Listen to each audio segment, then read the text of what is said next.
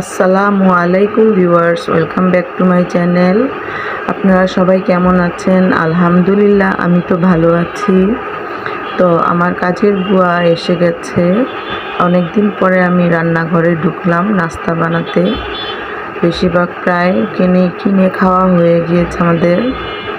তো কাজের বুয়া এসে পড়েছে, এখন আর নাস্তা বেশি কিনে খাবো না। বাইরের অস্বাস্থ্য খাবার খেতে ভালো লাগে না আমার। আমি বেশিরভাগ নাস্তা বানিয়েই খাই। তো যাই হোক, কথা বলতে বলতে আমি এখানে আটা ময়ান করে নিচ্ছি। আপনাদের সাথে আজকে অনেক কথা শেয়ার করা আছে।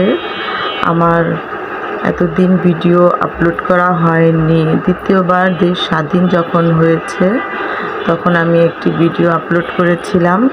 তারপর থেকে আমি অসুস্থ হয়ে পড়েছি। আমার থাইরয়েডের সমস্যা, আমি বেশিরভাগই অসুস্থ থাকি। তো আমি সময় করে তুলতে পারি না। ঘরের কর্মের সাথে আবার মেশিনের কাজ করি। এগুলি করার পরে আমার আর ভিডিও আপলোড করার সময় হয় না। তো অনেক দিন পরে আমি সবার রিকোয়েস্টে আবার ভিডিও আপলোড করা শুরু করেছি। আশা করি সবাই আমার পাশে থাকবেন, আমাকে বেশি বেশি লাইক, শেয়ার, কমেন্ট দিবেন এবং আপনাদের ভালোবাসা আমার অত্যন্ত প্রয়োজনীয়। তো এখানে কথা বলতে বলতে আমি রুটি বেলে ফেলেছি। এখন মেয়েকে বলছি যে তুমি এগুলি ভাজো। তো তুমি ভাজলে আমি বুয়ার কাজগুলো একটু এগিয়ে দিয়ে আসি।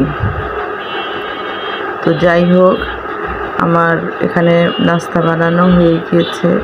আপনাদের ভাইও পছন্দ করে না বাহিরের নাস্তা, কি আর বলবো এখন। তো এখানেই আমি ভিডিওটা কমপ্লিট করলাম আপনাদের সাথে। তো আসসালামু আলাইকুম, আল্লাহ হাফেজ।